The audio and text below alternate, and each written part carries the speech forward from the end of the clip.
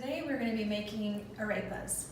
Arepas are a really versatile dish that you can eat for breakfast, lunch, or dinner.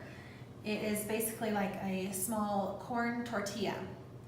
And we first had arepas when we had some friends come to plant a church. And arepas come from Venezuela.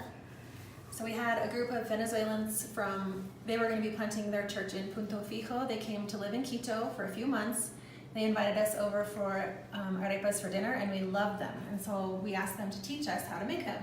And so today we're going to teach you.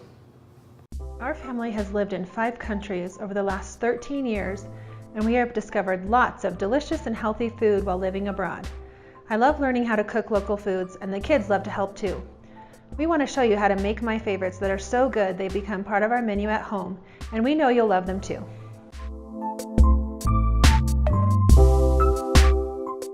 There's a big crisis in Venezuela right now, and there has been an influx of thousands of Venezuelans into Ecuador. So we thought today we would make arepas and then take some of them out to the street where we find a lot of them are on the street corners begging or asking for some sort of food or money help. So we thought today we would take them some arepas. The ingredients we need to make arepas is 2 cups of water, roughly 2 cups of cornmeal, white cornmeal, and 1 teaspoon of salt. Now, this recipe, we may have to add a little bit more cornmeal. We'll just see as we go. We're going to see how the dough feels as we make the arepas. So first of all, we're going to add the cornmeal. Why don't you put the salt in, Andy? Salt. Let's add almost all of it. Yeah, go ahead and add it all. We'll just do the full 2 cups.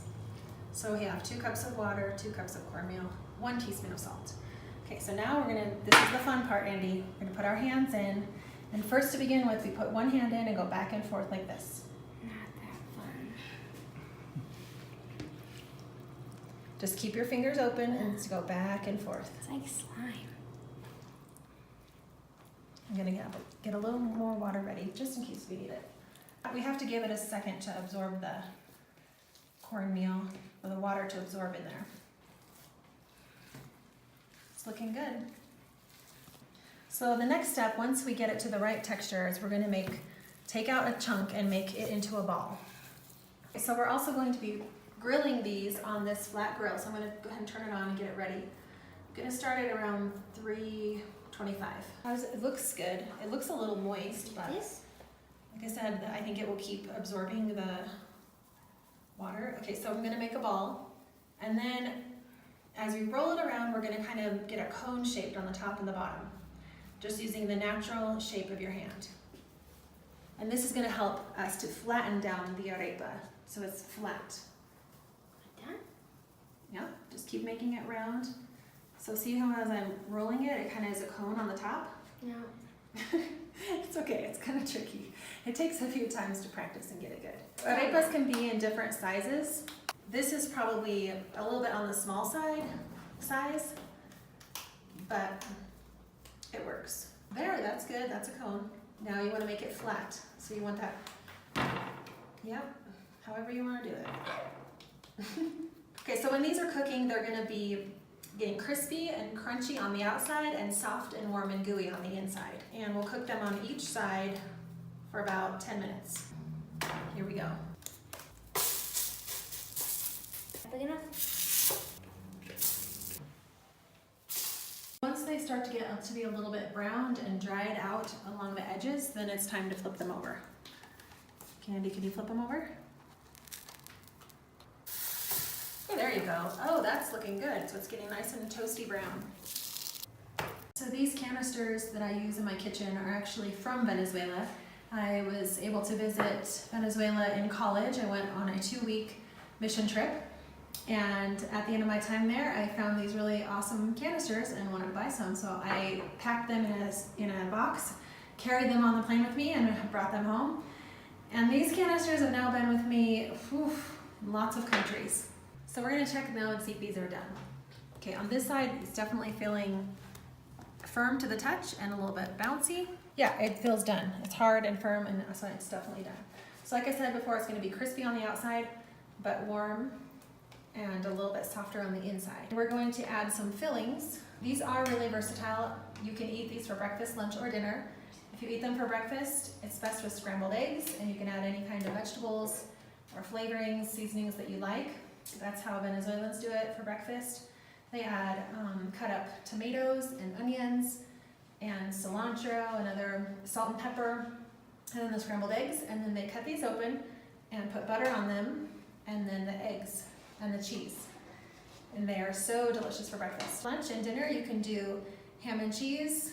We have some chicken, barbecue chicken that we're gonna add into ours. That's not exactly Venezuelan, that's a little American twist on it, but it's really yummy. The barbecue with the corn together is good. So these don't taste like traditional cornbread like you would eat in the States, which is sweet.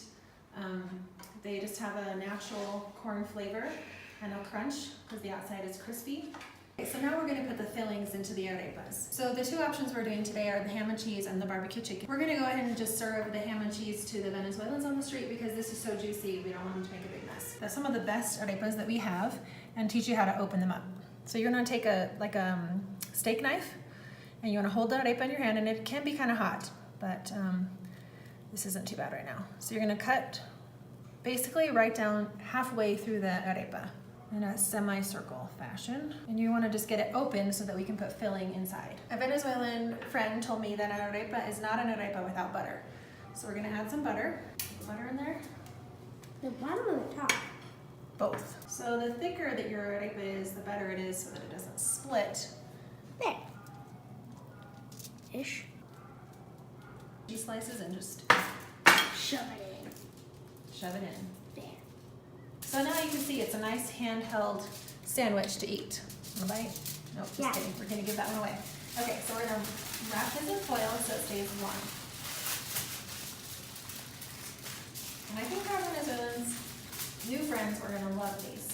This is a Venezuelan staple. They will eat these at least once or twice a day. For our family today, we're gonna eat the barbecue chicken. So then I'm just gonna go ahead and add the barbecue chicken. Yummy. And I'm gonna put cheese on the top, because I like cheese, and then I'm gonna close it up.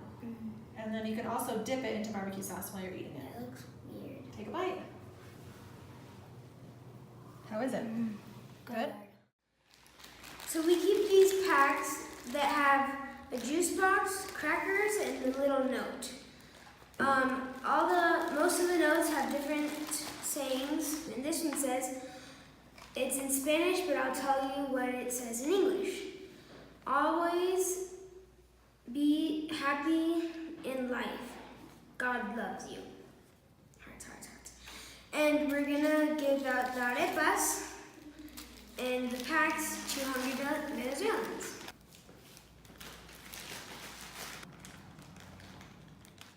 Over here. Aquí está. Muchas gracias, caballero. Gracias, niño. Dios les bendiga.